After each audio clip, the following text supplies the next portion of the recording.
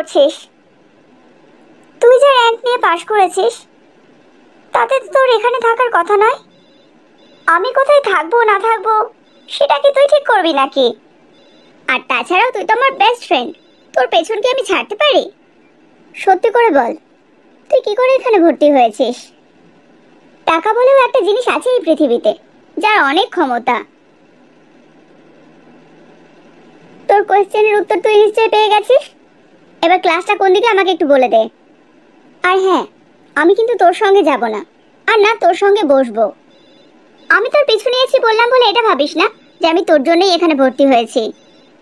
এই মেডিকেল কলেজটা এখানকার টপ মেডিকেল কলেজ, সেই জন্যই আমি এখানে ভর্তি হয়েছি। বুঝতে পেরেছিস? তোর সঙ্গে আর কোনো রকম সম্পর্ক রাখার ইচ্ছে আমারও নেই। আমি ভুলে যেতে চাই যে তোর সঙ্গে কখনো আমার বন্ধুত্ব ছিল। গুড, আমিও সেটাই চাই। কারণ তুই না ছেলে না মেয়ে, তাই তোর সঙ্গে সম্পর্ক রাখলে আমার সম্মান নষ্ট হবে।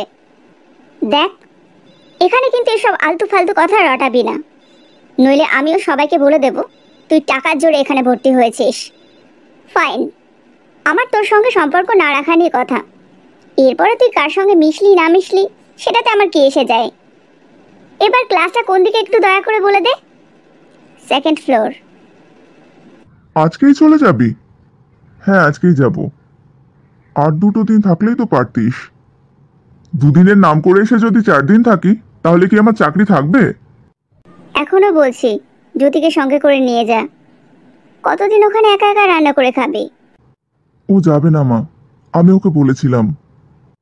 আমি একবার বলে দেখব। আমি বললে হয়তো ও রাজি হয়ে যেতে পারে।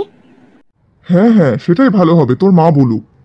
ও খুব জেদি বাবা, ও যাবে না আমার সঙ্গে। ওর কথা ছাড়ো, তুমি একবার গিয়ে বলে দেখো ও কি বলছে। তুমি শুধু শুধুই মাকে পাঠালে। আমি ওকে অনেকবার বলেছি ও যাবে না আমার সঙ্গে। আমিও তো সেটাই চাই, ও না যাক। বৌমা যবে থেকে এই বাড়িতে এসেছে না, তবে থেকে এই বাড়িটা বাড়ি বলে মনে হয়। তাহলে তুমি মাকে ওর সঙ্গে কথা বলতে পাঠালে কেন? যাতে তোর মা ওর সঙ্গে একটু ভালো করে কথা বলে। কি করছো তুমি? মাদার ইন ল, আপনি এখানে? কোনো দরকার আছে? হ্যাঁ, তুমি কি করছো? এই তো, আমি ওর জামা কাপড়গুলো একটু গুছিয়ে দিচ্ছিলাম। ওর জামা কাপড়ের সঙ্গে তোমার জামা কাপড়গুলোও গুছিয়ে নাও। কেন মাদার ইন ল? আমার ছেলেটার ওখানে খুব অসুবিধে হয়। বউ থাকতেও ও নিজে রান্না করে আর কতদিন খাবে? আমি যখন ছিলাম না, ও তো তখনও রান্না করে খেত। আমি আপনাদের সঙ্গে থাকতে চাই। তুমি যখন ছিলে না, তখন আমরাও নিজেদের খেয়াল রাখতাম, তাই তোমাকে আমাদের খেয়াল রাখার জন্য এখানে থাকার কোনো দরকার নেই। আপনি আমাকে তাড়িয়ে দিচ্ছেন মাদার ইন ল? বোকার মতন কথা বলো না। তাড়াতে যাব কেন? তুমি এই বাড়ির বউ।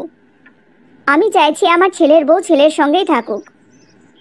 আমরা দুজন কথা বলে ঠিক করে নিয়েছি, আমি এখানে থাকলে ওর কোনো অসুবিধা হবে না।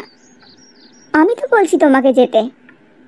আমি বুঝতে পেরেছি মাদার ইন ল, এতদিনেও আমি আপনার মনে একটুও জায়গা করতে পারিনি, সেই জন্যই আপনি আমাকে এখান থেকে তাড়িয়ে দিচ্ছেন।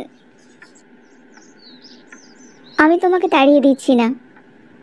আমি বুঝতে পেরে গেছি তুমি খুব লক্ষ্মীমন্ত বউ। আমার ছেলের অসুবিধা হবে বলে আমি তোমাকে যেতে বলছি। আর আজ থেকে তুমি আমাকে মাদার ইন ল না, মা বলে ডাকবে।